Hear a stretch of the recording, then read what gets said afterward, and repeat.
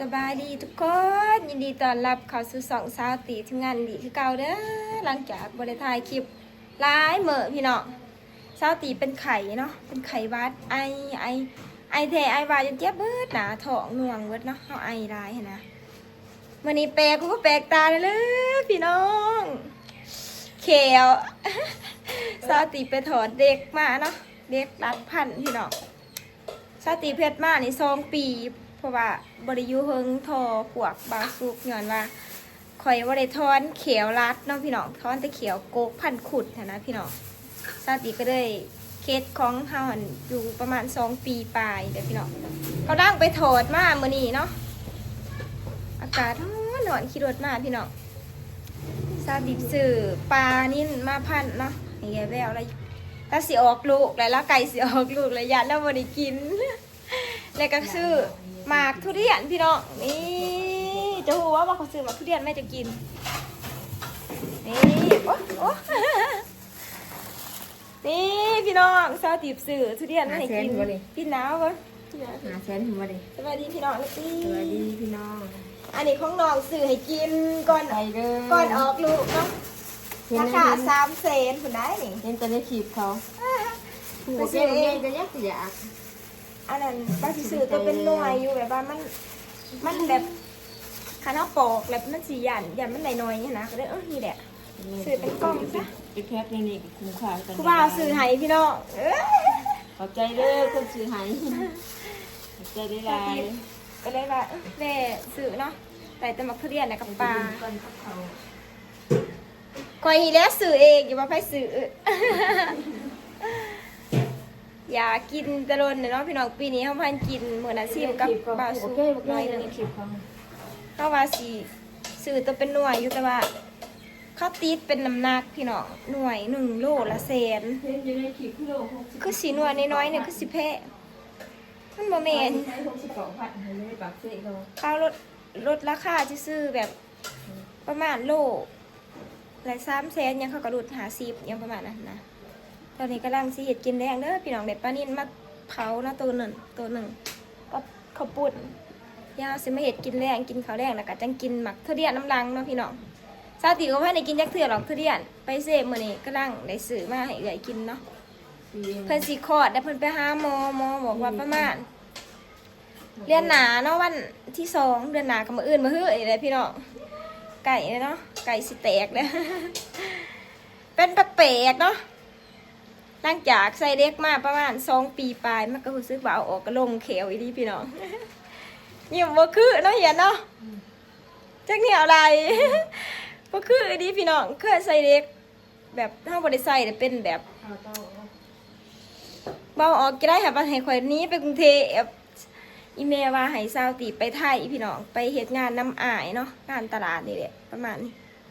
คันข่อยต่อกะประมาณอยู่2-3 ปีพุ่นคันสาวตีสิใส่เด็กต่อไปนะสิได้โทษเขียวอีกเนาะพรเขียวแล้วก็ยื้อเวลาไปอีกประมาณ2-3 ปีพี่น้องคันเฮาไปกรุงเทพเฮาก็ต้องแล้วไปย้ายคลินิกแบบสาวอาเนาะคือสาวอาเพิ่นไปไทยเพิ่นก็ไปย้ายคลินิกพันพี่น้องเฮ็ดเขียวนี่แหละเพิ่นบ่ได้เอาเนาะก็ย่าแหละเอาซ้ำนี้ไปก่อนพี่น้องเขียวเฮาก็บ่ได้เจิงแฮงบ่ได้เจิงหรอกเนาะซ้ำนี้ได้แล้วมีแต่สิไปพอเขียวขาวเพราะว่าเขียวตอนนี้ทอเด็กออกเรื่องเนี่ยมาคือบักกระโพดนี่บักชุบมันสิถาบ่าเอ้ยกูทั้งเลยแต่พี่น้องเนี่ยเอาเห็ดกินกันเนาะถาเพิ่งตอน20 ปีแต่งกินซะพี่น้องตอนนี้ปีงปลาพี่น้องว่าให้ซุปเนาะเหลือแล้วเป็นคนปีนป้าดพี่น้องมักบวบเทพบวบป้าป้าเปิดยังเอาเชียงเรียนนึงมักบวบอีเมปลูกพี่น้องป้าปลูกอยู่นะไอ้ยังกับพี่ดึกย่าวันนี้อร่อยย่าข่าวบ้าอ่ะซื้อมาเหรอไงผู้พี่น้อง ย้อนอ่อนได้นี่ ยอดอ่อนอยู่เนาะถ้าติดบัตรออกมาหน้าเดี๋ยวสิไปถ่ายคลิปให้เบิ่งบัตรออกมาหน้าเนาะเกี่ยวเขาอยู่หน้าสิเดียวแต่บัตรไปจักเถื่อพี่น้องไข่บ้าตีเลยพี่น้องเดี๋ยวบัตรไปนี่เกี่ยวเห็ดเกี่ยวเดี๋ยวเลยป้าจะสะออนมันได้พี่น้องมาปลูกอัพจักละไหลพันมันจะใส่โอ้ แม่น้องอันเอาให้พันมันนะพี่น้องแกนได้มันฮะ บวกหอมยำแกงหอม แกงเซโนไมกระแสบแกงสิปลาเนาะพี่น้องเดี๋ยวถาปลาซุปเขาจะกินเลยนี่แม่บ้านหรือเปล่า หาได้อยู่เตียงเนาะ ต่างเลยเนาะพักซื้อปลาโลหนึ่งเนาะพี่น้องเดี๋ยวเลยพี่น้องตอนนี้ก็นั่งกินเนาะเอ้ยพี่น้องที่โจนัส เฮ้ยน้องสบายดี เออ พี่น้องเขาเด้อ แม่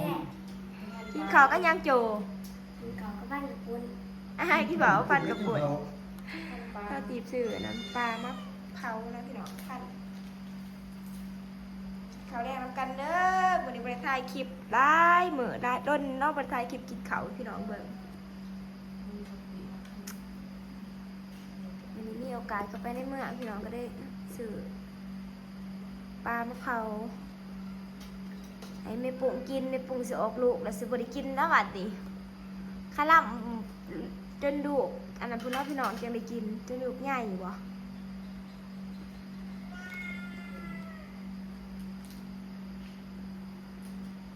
มื้ออื่นก็บุญนั่นยังเป็นบ่ไอ้เกี่ยวจักดีเนาะมื้ออื่นบุญทรงพระธรรมพี่น้องมีหยังงั้นแหม่น้ำเดืองเสียนอาหารหม้อน้ำเดืองกับพี่น้องอย่าไปแก้วพี่นั่งค้างมั้งฮะจะสิเบิดกันมาใจ0.5ดอกมันบ่แจ้ง0.5แมวพ่อแมวพี่น้อง มันมาเรื่อง ข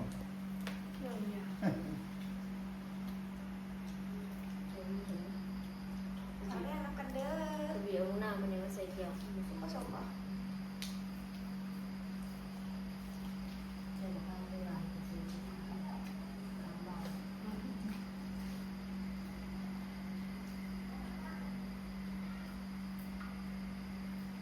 เราดูเราดูเป็นหน่วยเดี๋ยวกินได้ดี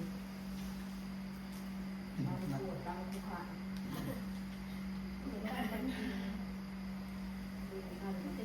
ทำเสร็จแล้วเลยบางทีทำได้เยอะตอนเรียนเป็นสวยทำเส้นไม่บาดเส้นเราไม่ได้ไม่กระไรแค่นั้นคือกินได้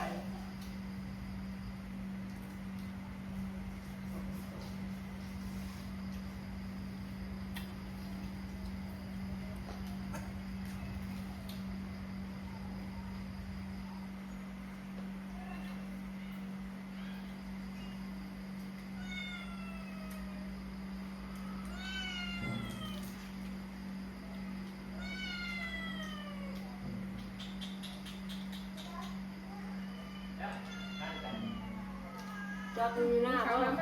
ชอบ ไปคนละ ที่เราอะไรสด ก็ถ่าย ไป คลิป ที่ ถ่ายคลิปเพื่อน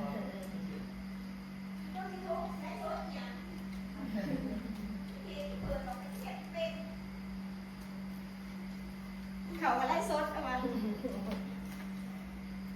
นี่ยเอาแม่ด้วยกินด้วยเพื่อ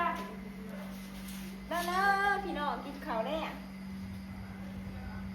เนี่ยมาดูมาดู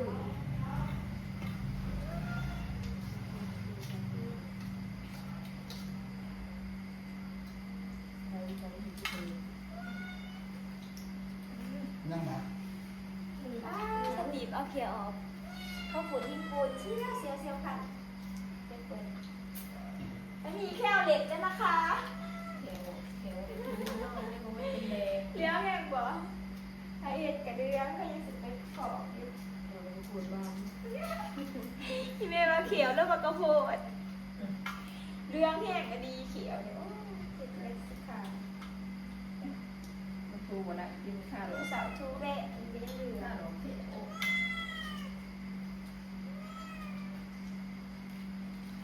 พยายามสิไปทูคืออีเกตเอา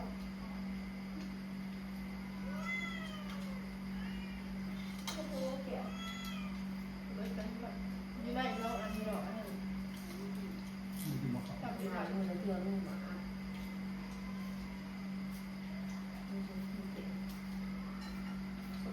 แกแล้วหนาจมูกตื่น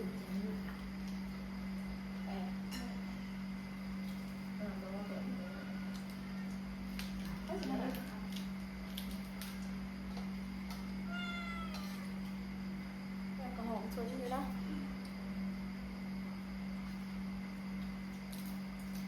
อนิตาโทรมาสวัสดีเนาะสวัสไปดินบุญบังไพ่อีหวานเป็นวันที่2ถ้าซื้อไปเป็นกระกุ้มยังไงไปเพราะว่าชาติพันเคยไปสบานกับเสือเคยบ้านอยู่ประเทศเสือให้เสือบุญบังไพ่เป็นทีมงานไปก็บ่าวซุกสวดสิลองไปเบิกร้องเหมือนไปสวรรค์ขันแม่ก็ไปสวรรค์ไม่เคยไปพุทธจักร ไก่เลยเคยไปแล้ว ถ้าอยากให้ไปแห้งมันบ้านแล้วก็เติมให้ เหรอเคยไปว่าจะรอไป มันลดเลยดีโทษตามพระครับ มาลูกไก่ บังไพ่เนาะก็เชียร์อยู่บนทาง บ้านทั้งบ้าน นั่งหานั่งอาจจะทั้งพ่อมันดังคือกันแกงสวรรค์ทุกบาทยังก็นึกถือ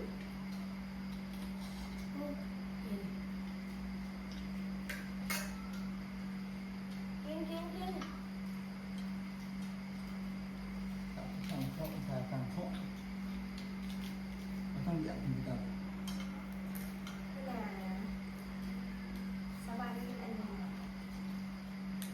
ของที่นู่น บาทเหมือนบาทหน้าบักมีบาทน่าจะบาทเนี้ยก็ไม่ได้ใกล้ ยังเดียวกัน ต่างๆมีแค่เดียว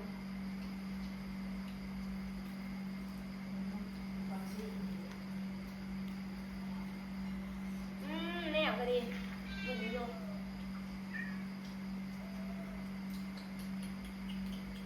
ใช่ถึงเดียวก็เพื่อนเราสวย โต๊ะ ขาพี่เนาะมันขาเนาะโอ้โห กินสบายถึงเลยมันไม่อยากจ้อแก่ ใช่คงใช่ดีได้เลย เจิมโยมอาสิเข้าทั้งร้อนทั้ง แล้วก็กินของแกจะไม่เจอมัน เป็น ได้ ได้ เลยเคยถึงจะสาย พวกเห็นนะเธอเออดีใจโอ้ยยังแอวยังเนี่ยเอาดีที่งานเอา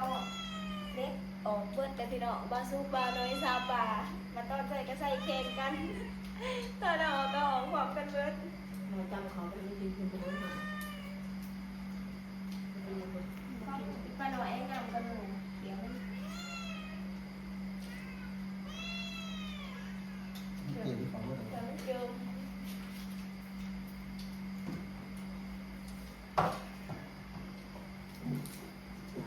รักแต่หน่อยเดี๋ยวมันต้องอย่างนี้แล้วอ่อนเนาะ เขาว่า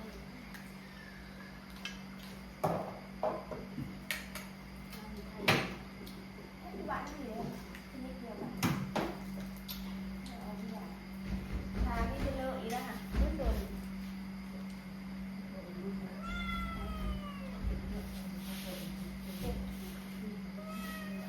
เขาบอกว่าได้เป็นเลอะ2 ทีห่างๆเลยเสียบไปย่ายนี่พี่น้องสวัสดีอ่ะเนาะเอาสกันเลย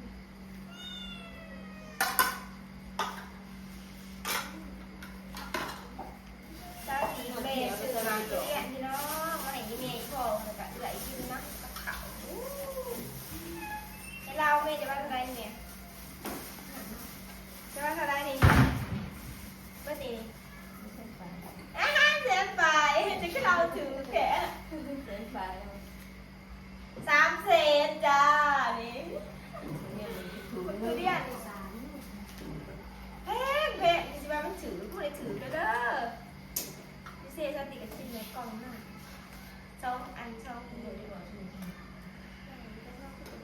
ษ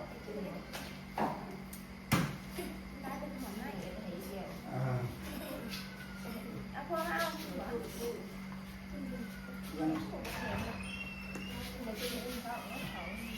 มันหรือมันทอง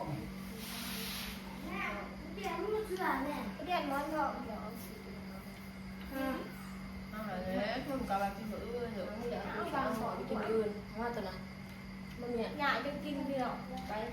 มันกล่องข้าวเสียอันนี้ไม่ได้ เนี่ยออกไปในวัดเกลือไม่ได้ เขาไปเกี่ยวด้วยนะ ทีเดียวก็ไม่เบียด มันคืออย่างไร คืออย่าง ง่ายจ้ะ การในมันคืออย่างไรเอออะไร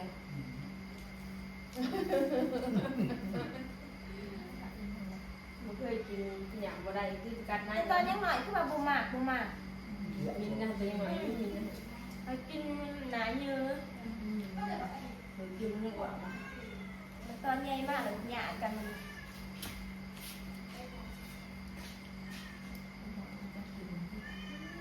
ร้านเด้อ มันหมายถึงว่ามันแค่ผมจะไปกินบ่อยๆเพราะว่าเคยกินเป็นอาหารกิน ง่ายเลยมากมาก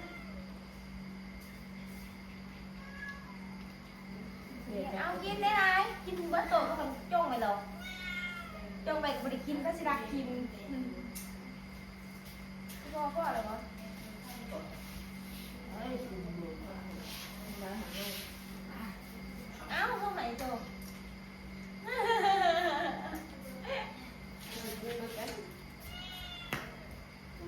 กินเป็นลนเกลือพี่น้องเพราะมันแพงเนาะถ้าผมมีเงินซื้อน้อยหนึ่งก็เป็นเซนปลายได้มาคือเนี่ยแท้ดี เวียดนามนี่ดูแล้ว จนเลือดไทยเลือดพี่น้องแต่ส่วนมากเป็นไทย ตีกูมาเป็นคนเด็กกับเราเป็นไงหน่อยก่อนกดจ่า เพราะว่าแบบไข่เป็นไง ใบพวงแง่นี่น้องสาวหัน มันร้าย อันนี้ก็อันนี้ มันร้ายที่มัน อันนี้มันยังมี คือน้ำบาน เป็ เลย นวานนี่มันอ่อนเลยนี่แหละก็อ่อนนี่แหละคือเรื่องเดียวนี่จะเสีย เลือดเย็น มันกระเดียวเลย กินนี่ คือ ป้าไป คือ ดู แบบนี้ นะ เทนชันคือเลยบ้านเลย ป้าไปละหวาน เนี่ยเดี๋ยวคุยกับลูกบินกินมาเรื่องยังมีเดี๋ยวเรื่องหัวมีตีเสีย เรียนมาตั้งก็ชวนกันตั้งแต่ ผสมกันมันเป็นมา ซื้อ เดี ตั ยว ว เป็นหน่วยเนาะ นี่ ตัวเป็นหน่วยกับยันนะเปลือกเพราะว่าโลละเซนอะไรเป็นหน่วยค่ะ คือมันเกจจากอะไรวันนี้ให้เรื่องช่องเสียกันนี่ก็เสียอะไร จ้ะ ในวันนี้ ไปซื้อบอลเอาไปซื้อค่ะเป็นคิว แซ่บบ่ได้แซ่บบ่ตัวนี้ อ่ะพี่น้องคลิปดีซ่าจีเดี๋ยวขอตัวจบเพียงจำนี้เด้อค่ะพี่น้องเป็นกำลังใจบางคลิปบางโฆษณาเอาเลยเด้อพี่น้องบ๊ายบายแซ่บปะ It's good though. Yeah, good. รอด